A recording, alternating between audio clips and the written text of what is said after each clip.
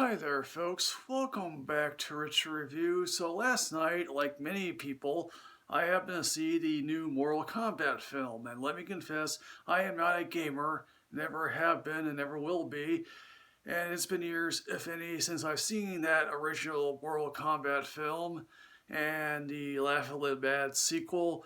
And it was once said by Gene Siskel in his original review of that Mortal Kombat film that takes the minor prize of being the best video game adaptation so far.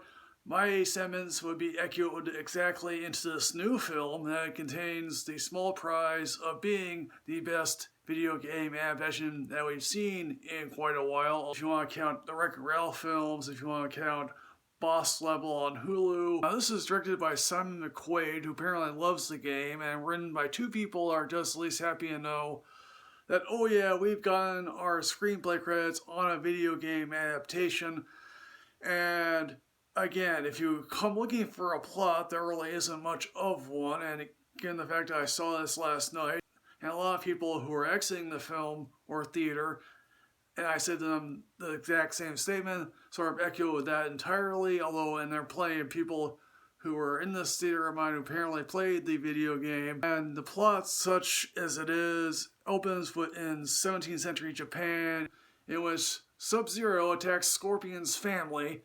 And apparently there was indeed an animated film called Scorpion's Revenge that dealt with the Scorpion's sort of side of the tale. And this sort of mirrors what that film was doing earlier. Death of a child is always tragic and whatnot.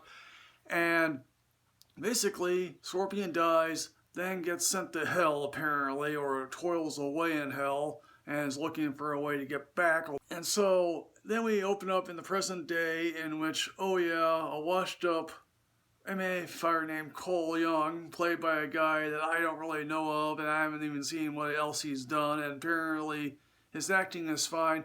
No one's acting here is going to win any awards. It's just not. This cast here an improvement over, say, the first film. In some respects, yes, it's obviously way better than Annihilation. I mean, again, no one can beat Christopher Lambert with a techno-synthesis voice, but at least with Raiden, he's an Asian actor, and he's like the Witcher can interfere with everything. The actress playing Sonya Blade here is better than what we got in those two films. Jax, hit like he has metal arms. Kano, good for him. Laser beams out of his eye. And at least the actor playing Liu Kang here looks like he's a martial artist, not some guy with a mullet. Original actor there.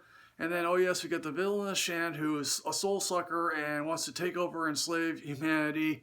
And it's up to these people basically to defend Earth. The video game, we get a whole bunch of bloody battles. We get a four-armed creature that attacks Cole Young's family, and his daughter is like, wow, isn't that neat? And I'm like, no, run away as fast as you can. And if you happen to play the game, you should definitely be appreciated now that the full bloody deaths are appearing on screen like everyone would from that original film. Of course, Game of Thrones obviously did deaths a whole lot better, so did, John Wick. And apparently, one actor tells the story that we were close to getting an NC-17 rating. Grant, I wouldn't have minded that because I'm over 17. I'll say this, they did one heck of a job putting a trailer together because that trailer was awesome. It was bloody, it was violent. Legendary dun dun dun dun dun dun dun thing is given much more of a techno upbeat. Obviously the guy shouting Mortal Kombat is obviously played at the very end credit thing.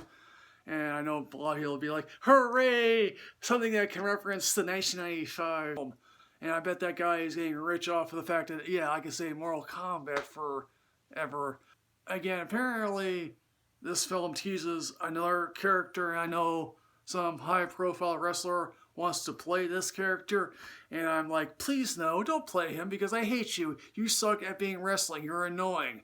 Maybe that's the intent of that one particular character. So in the end, folks, what I'm going to say about this new Mortal Kombat film, I'm going to give it a subsequent weekend because there's really nothing playing until Spiral comes out, and Spiral looks to be like, hey, that's something I can probably watch. So folks, Mortal Kombat, have you seen this? What did you think? Please put everything in the comment box here below here, folks. As always, folks, like, comment, subscribe, and rid yourself of knowledge. I'll see you next time, folks. Yes, hooray. I'm Michael Richard Reviews 2 on Twitter. Yes, hooray.